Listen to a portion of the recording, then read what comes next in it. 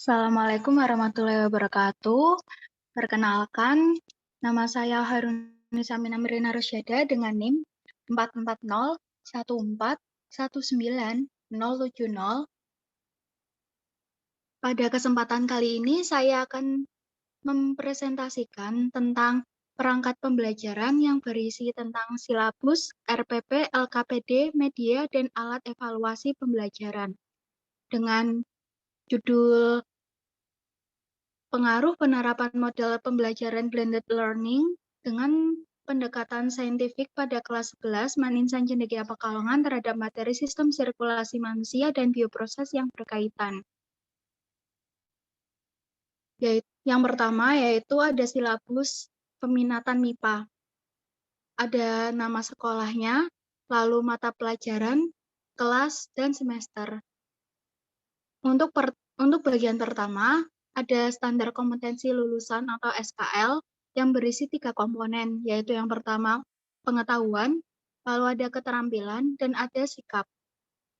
Untuk pengetahuan, yaitu memiliki pengetahuan faktual, konseptual, prosedural, dan metakognitif dalam ilmu pengetahuan teknologi seni dan budaya dengan wawasan kemanusiaan, kebangsaan, kenegaraan, dan peradaban terkait penyebab serta dampak fenomena dan kejadian. Untuk keterampilan, yaitu memiliki kemampuan pikir dan tindak yang efektif dan kreatif dalam ranah abstrak dan konkret sebagai pengembangan dari yang dipelajari di sekolah secara mandiri.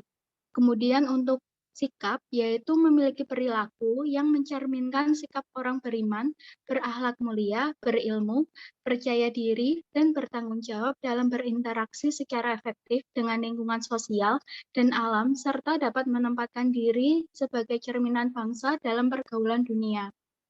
Untuk kompetensi inti, yaitu KI 3 dan KI 4.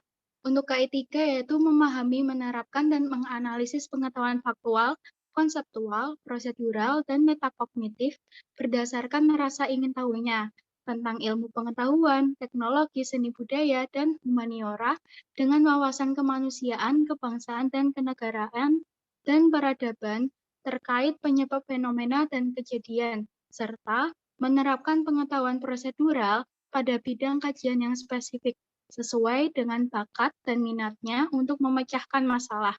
Untuk KI 4 yaitu mengolah, menalar, dan menyaji dalam ranah konkret dan ranah abstrak terkait dengan pengembangan dari yang dipelajarinya di sekolah secara mandiri, bertindak secara efektif dan kreatif, serta mampu menggunakan metode sesuai kaidah keilmuan. Untuk KD yang dipakai yaitu 3.6 dan 4.6 kelas 11. KD 3.6 yaitu menganalisis hubungan antara struktur jaringan penyusun organ pada sistem sirkulasi dalam kaitannya dengan bioproses dan gangguan fungsi yang dapat terjadi pada sistem sirkulasi manusia. Lalu untuk indikator pembelajarannya ada 4. Yang pertama yaitu menganalisis hubungan antara struktur jaringan-jaringan penyusun organ yang terdapat pada sistem sirkulasi manusia. Untuk yang kedua yaitu menghubungkan bioproses yang terjadi dalam sistem sirkulasi manusia dengan sistem tubuh lainnya. Yang ketiga, mengkategorikan gangguan fungsi yang terjadi pada sistem sirkulasi manusia dengan gejala penyakit yang ada. Yang keempat, menyimpulkan bioproses dan gangguan yang terjadi pada sistem sirkulasi manusia. Lalu untuk KD 4.6, yaitu menyajikan karya tulis tentang kelainan pada struktur dan fungsi darah, jantung, pembuluh darah yang menyebabkan gangguan sistem sirkulasi manusia, serta kaitannya dengan teknologi melalui studi literatur. Untuk indikatornya ada 2, yaitu yang pertama menampilkan hasil diskusi kelompok, lalu yang kedua menyajikan karya tulis tentang kelainan pada struktur dan fungsi darah, jantung, pembuluh darah yang menyebabkan gangguan sistem sirkulasi manusia, serta kaitannya dengan teknologi melalui studi literatur. Lalu selanjutnya ada materi pembelajaran.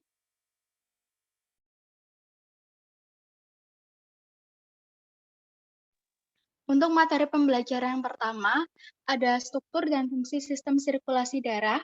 Lalu yang kedua ada bagian-bagian darah, yaitu berupa sel darah dan plasma darah. Kemudian yang ketiga ada pembagian golongan darah. Yang keempat ada proses pembekuan darah. Yang kelima ada bagian dari jantung, yaitu struktur, jaringan, dan fungsi, serta ruang dan katup jantung. Kemudian yang keenam ada proses sirkulasi darah. Yang ketujuh ada kelainan dan gangguan pada sistem sirkulasi darah. Yang kedelapan ada teknologi yang berkaitan dengan kesehatan jantung.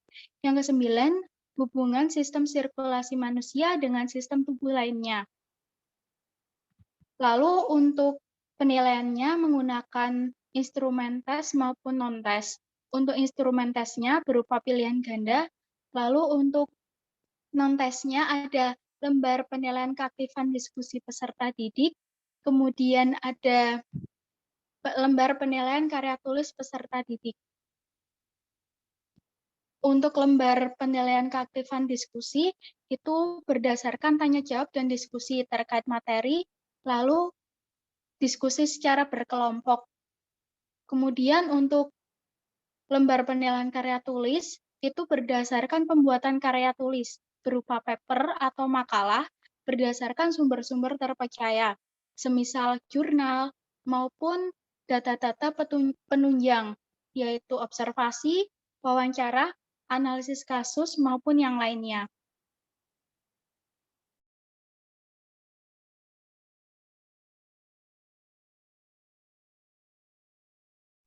Untuk kegiatan pembelajaran akan dijabarkan pada slide selanjutnya. Kemudian ada alokasi waktu. Untuk alokasi waktu ada 3 kali pertemuan, dan setiap pertemuan itu ada 3 jam pelajaran. Nah, untuk 1 jam pelajaran itu sekitar 45 menit. Kemudian ada sumber belajar. Sumber belajar yang pertama ada PowerPoint atau slide presentasi tentang sistem sirkulasi darah. Kemudian ada video pembelajaran, lalu ada artikel penelitian, kemudian ada worksheet atau lembar kerja peserta didik, kemudian ada buku ajar peserta didik berupa buku biologi kelas 11 SMA atau MA, kemudian ada LKPD sistem sirkulasi darah pada manusia, lalu ada lembar penilaian materi, sikap, maupun lembar keaktifan diskusi. Nah, selanjutnya ada lembar penilaian presentasi peserta didik dan lembar penilaian karya tulis peserta didik secara berkelompok.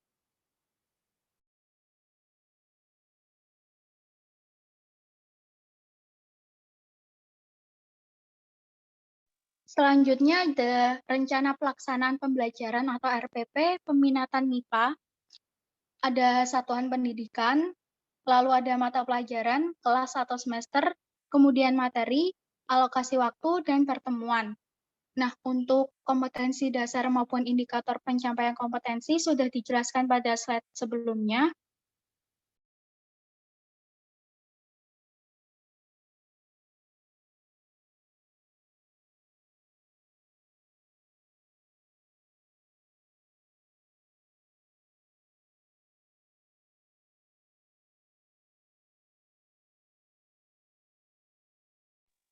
Untuk tujuan pembelajaran ada 6 poin.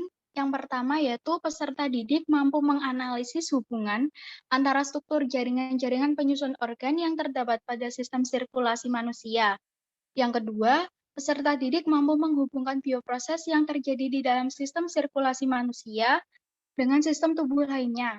Yang ketiga, peserta didik mampu mengkategorikan gangguan fungsi yang terjadi pada sistem sirkulasi manusia dengan gejala penyakit yang ada. Yang keempat, peserta didik mampu menyimpulkan bioproses dan gangguan yang terjadi pada sistem sirkulasi manusia. Yang kelima, peserta didik mampu menampilkan hasil diskusi kelompok. Dan yang keenam, peserta didik mampu menyajikan karya tulis tentang kelainan pada struktur dan fungsi darah, jantung, pembuluh darah yang menyebabkan gangguan sistem sirkulasi manusia, serta kaitannya dengan teknologi melalui studi literatur. Kemudian ada materi pembelajaran. Materi pembelajaran sudah dijelaskan pada slide sebelumnya. Lalu ada metode pembelajaran. Untuk pendekatan yang dipakai yaitu student-centered learning, lalu untuk modelnya blended learning, dan metodenya kuantitatif. Untuk alat dan bahan media pembelajaran, ada PowerPoint materi, lalu ada worksheet atau lembar kerja peserta didik yang berbentuk online, kemudian ada lembar penilaian peserta didik dan guru, lalu yang keempat ada aplikasi meeting, Google Classroom, maupun platform pembelajaran lainnya, kemudian yang kelima ada ruang kelas. Nah, untuk alat atau bahannya ada perangkat elektronik berupa laptop, HP, atau infocus. Lalu yang selanjutnya ada jaringan atau sinyal, kuota, dan alat tulis. Untuk kegiatan pembelajaran dibagi menjadi 3 bagian, yaitu pendahuluan, inti, dan penutup. Untuk pendahuluan itu sekitar 10 menit. Ada satu poin, yaitu guru mengucap salam, kemudian membimbing doa sebelum memulai pembelajaran, dan melakukan presensi serta menanyakan kabar peserta didik secara sinkronus. Lalu ada kegiatan inti selama 70 menit, itu ada beberapa bagian. Yang pertama ada learning orientation. Pada poin pertama, guru menyampaikan indikator dan tujuan pembelajaran tentang topik yang akan disampaikan. Kemudian yang kedua, guru mengkoordinasikan peserta didik untuk belajar dan memotivasi peserta didik terkait materi sistem sirkulasi pada manusia dengan menayangkan gambar atau video yang berkaitan. Kemudian poin yang ketiga, guru menyampaikan garis besar cakupan materi dan langkah pembelajaran dengan menayangkan slide PPT, sistem sirkulasi pada manusia atau apersepsi. Kemudian yang keempat, guru memberikan kode akses kelas online kepada peserta didik. Yang kelima, guru melakukan asesmen autentik.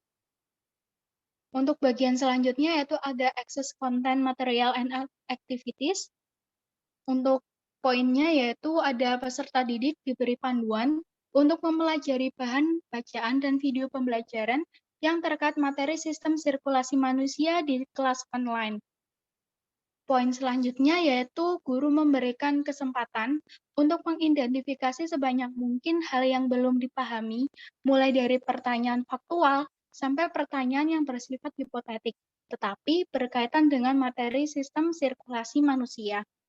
Kemudian poin selanjutnya ada peserta didik diperbolehkan untuk menanggapi atau memberikan feedback dengan mengajukan pendapat. Lalu ada guru melakukan asesmen autentik. Untuk bagian selanjutnya ada group assignment project.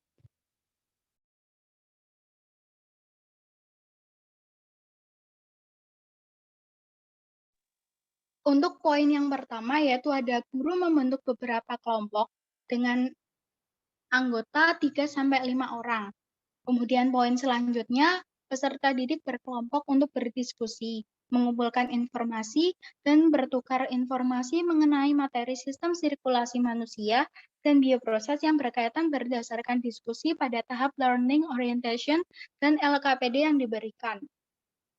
Poin selanjutnya yaitu peserta didik dapat secara berkelompok mengolah data, kemudian menyusunnya dalam bentuk PPT dan karya tulis kelompok.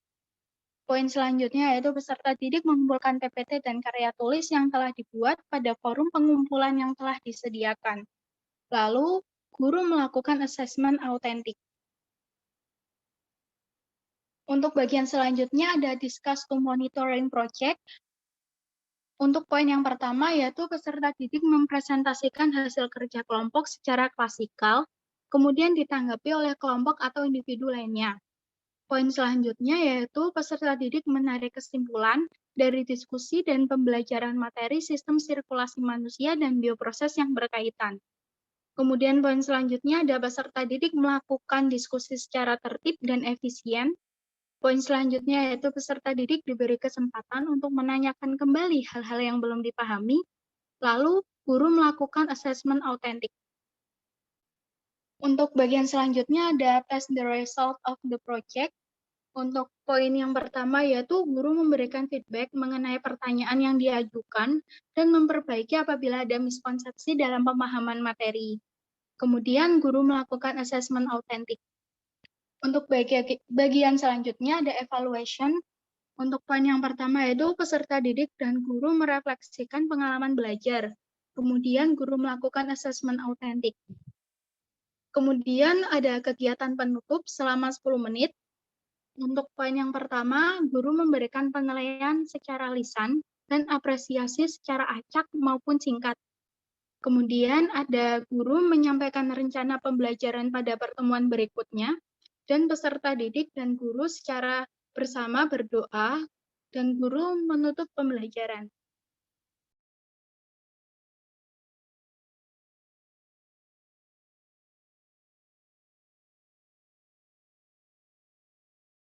Untuk poin selanjutnya ada lembar kerja peserta didik, sistem sirkulasi darah pada manusia.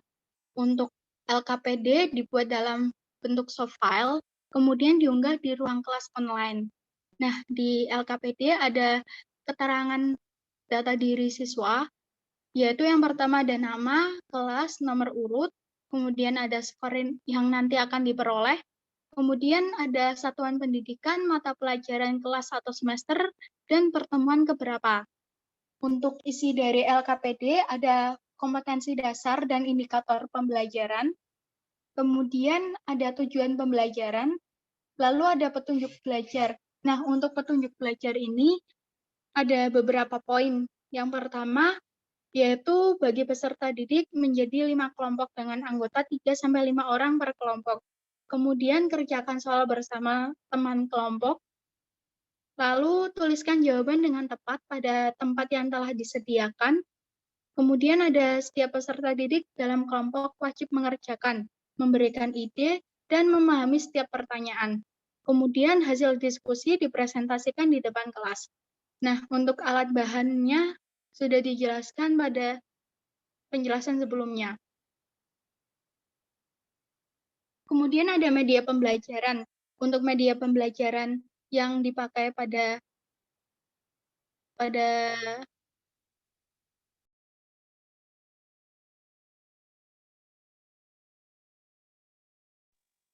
kemudian ada media pembelajaran. Untuk media pembelajaran yang digunakan pada materi ini yaitu Assembler Edu.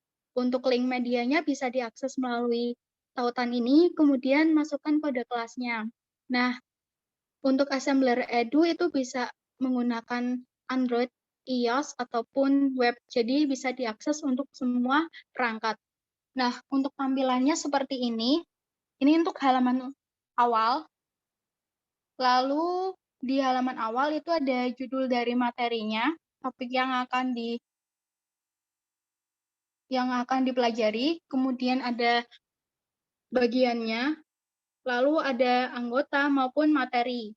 Nah, untuk selanjutnya ada tentang perkenalan dari materinya, meliputi kompetensi inti, lalu ada kompetensi dasar, kemudian ada indikator pembelajaran, lalu ada tujuan pembelajaran, maupun bagian-bagian lainnya.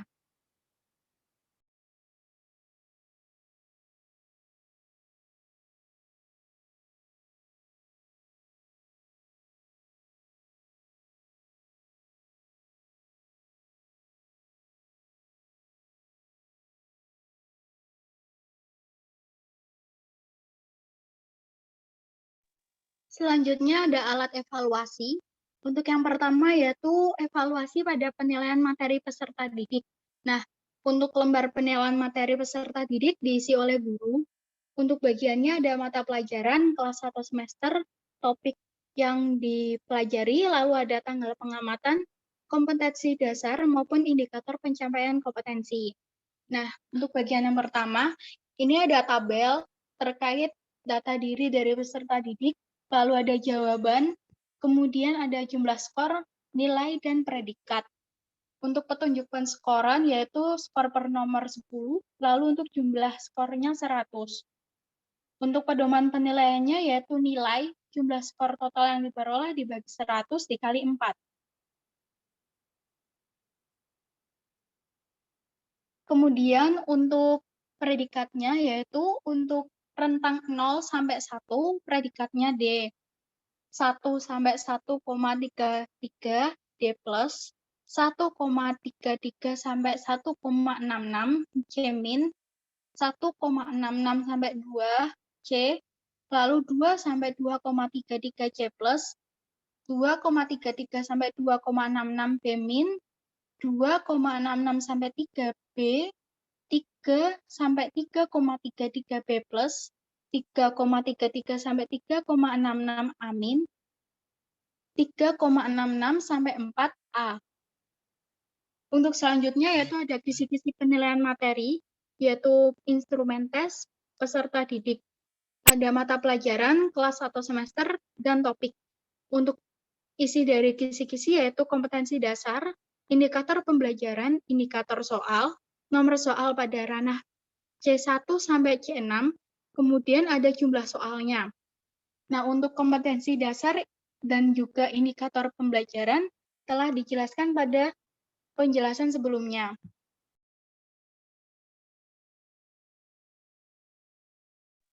Kemudian dari indikator tersebut diperoleh indikator soal. Nah, untuk soal nomor 1 itu pada ranah C3, kemudian soal nomor 2 pada ranah C3, soal nomor 3 pada ranah C4, lalu soal nomor 4 pada ranah C4, lalu soal nomor 5 pada ranah C3, lalu soal nomor 6 pada ranah C6, soal nomor 7 pada ranah C4, soal nomor 8 pada ranah C3, lalu soal nomor 9 pada ranah C6, dan soal nomor 10 pada ranah C5.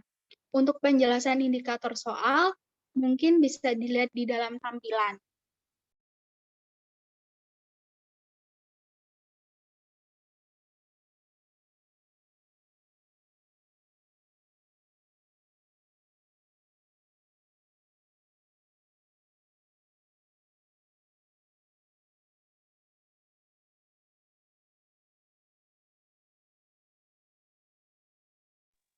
Kemudian selanjutnya ada lembar penilaian materi sistem sirkulasi darah pada manusia.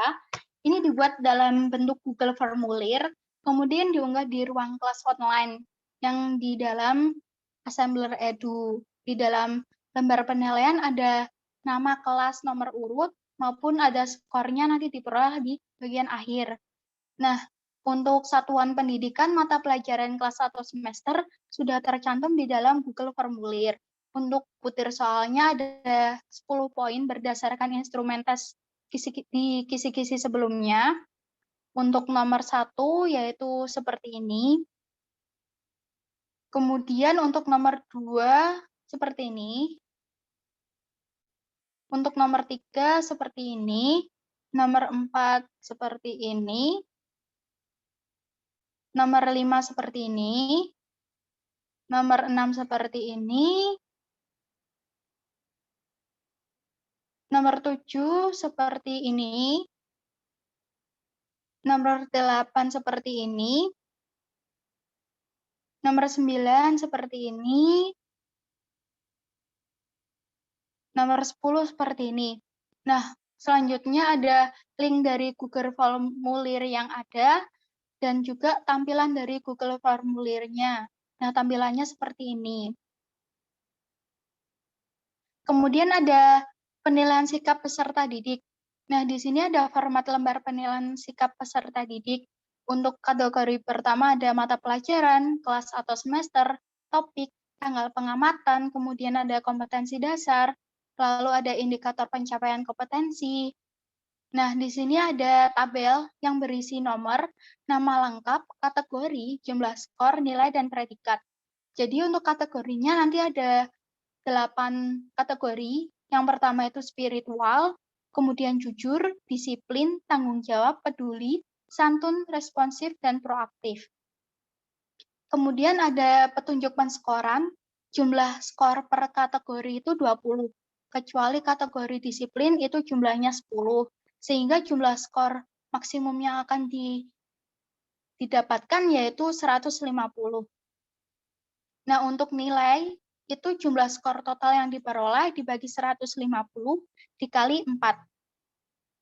Untuk predikatnya sama seperti pada penilaian sebelumnya pada penilaian materi. Bisa dilihat di dalam tampilan. Kemudian untuk lembar penilaian sikap, tampilannya seperti ini. Nah, di sini ada petunjuk untuk pengisian skor 4 itu apabila selalu, jika melakukan sesuai pernyataan. Kemudian 3 itu sering, apabila melakukan sesuai pernyataan dan kadang-kadang tidak melakukan. Kemudian 2 kadang-kadang itu kadang-kadang melakukan dan sering tidak melakukan. Kemudian 1 itu apabila tidak pernah, jika tidak pernah melakukan sama sekali. Untuk aspek pengamatannya ada 5 poin, bisa dilihat di dalam tampilan.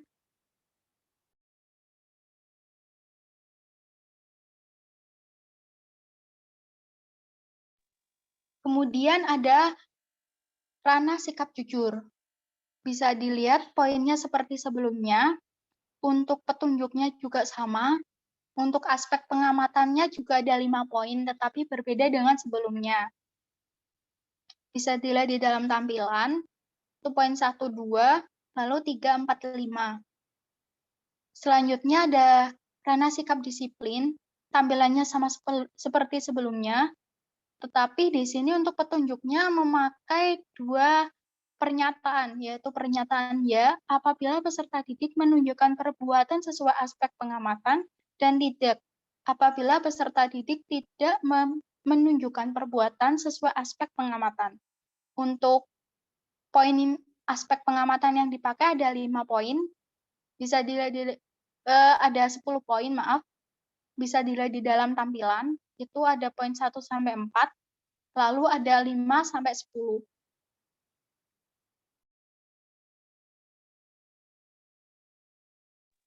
Kemudian ada ranah sikap tanggung jawab, tampilannya seperti sebelumnya, dan poin yang dipakai kriterianya ada skor 4 sampai 1, untuk penjelasannya sama seperti sebelumnya, dan poin aspek pengamatan ada 5 poin, bisa dilihat di dalam tampilan. Kemudian ada ranah sikap peduli, itu tampilannya seperti sebelumnya, kriterianya juga sama dari 4 sampai 1. Kemudian untuk aspek pengamatannya juga ada 5 poin, bisa dilihat di dalam tampilan. Kemudian ada ranah sikap santun, tampilannya sama seperti sebelumnya juga, ada 4 sampai 1 poin. Kemudian untuk aspek pengamatannya ada 5 poin, bisa dilihat. Kemudian ada ranah sikap responsif, tampilannya sama seperti sebelumnya, untuk kriterianya juga, lalu poin yang digunakan ada 5 poin aspek pengamatan. Kemudian untuk ranah sikap proaktif, itu juga tampilannya sama seperti sebelumnya, maupun dengan kriteria dan juga jumlah aspek pengamatan. Untuk poin-poinnya bisa dilihat di dalam tampilan. Kemudian ada penilaian keaktifan diskusi peserta didik. Untuk tampilan awalnya sama seperti sebelumnya.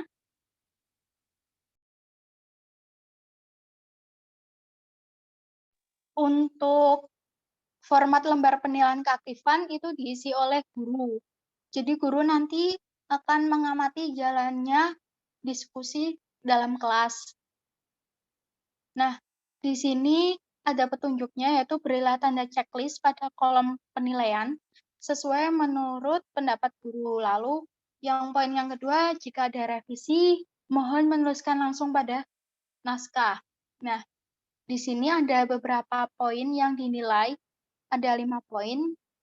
Nah, untuk keterangannya ada 4 sampai 1 dengan kriterianya seperti yang di dalam tampilan. Kemudian di sini ada tabel terkait data dari peserta didik. Nah, ada sama seperti sebelumnya, ada nomor, nama, aspek yang dinilai, jumlah skor, nilai, dan predikat. Untuk petunjuk penskoran, skor per aspeknya 4, dengan jumlah skornya 20. Kemudian untuk nilainya yaitu jumlah skor total dibagi 20 kali 4. Kemudian lanjut ke predikat. Untuk predikatnya sama seperti sebelumnya, Nah, selanjutnya ada penilaian presentasi peserta didik. Untuk tampilan awalnya sama seperti sebelumnya. Lalu untuk tabelnya ada nomor, nama, aspek yang dinilai, jumlah skor, nilai, dan predikat. Di sini untuk skor per aspeknya 4, dengan jumlah skornya 20. Untuk nilainya, jumlah skor total dibagi 20 dikali 4. Untuk predikatnya sama seperti predikat sebelum-sebelumnya. Lalu ada lembar penilaian presentasi peserta didik, dan ini diisi oleh peserta didik secara perorangan. Dibuat di dalam bentuk Google Formulir, kemudian diunggah di dalam ruang kelas online.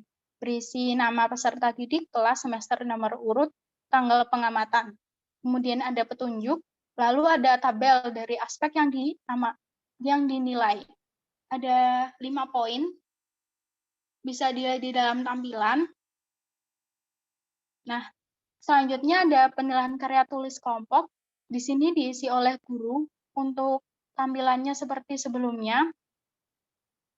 Kemudian petunjuknya yaitu sama seperti sebelumnya juga.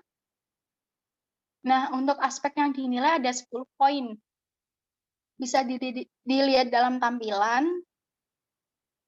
Kemudian skalanya dari 4 sampai 1. Nah, di sini yang berbeda, tabelnya ada beberapa. Karena ini karya tulisnya berupa kelompok, maka untuk tabel dari kolom pertama itu nomor, kolom kedua itu nama kelompok, lalu ada nama anggota, aspek yang dinilai yaitu dari poin 1 sampai 10, lalu ada jumlah skor, nilai, dan predikat. Untuk petunjuk penskoran, itu skor per aspeknya 4 dengan jumlah skornya 40. Nah, untuk nilainya, jumlah skor total yang diperoleh dibagi 40 kali 4. Untuk predikatnya sama seperti sebelumnya. Mungkin sekian penjelasan tentang perangkat pembelajaran dari saya. Terima kasih. Assalamualaikum warahmatullahi wabarakatuh.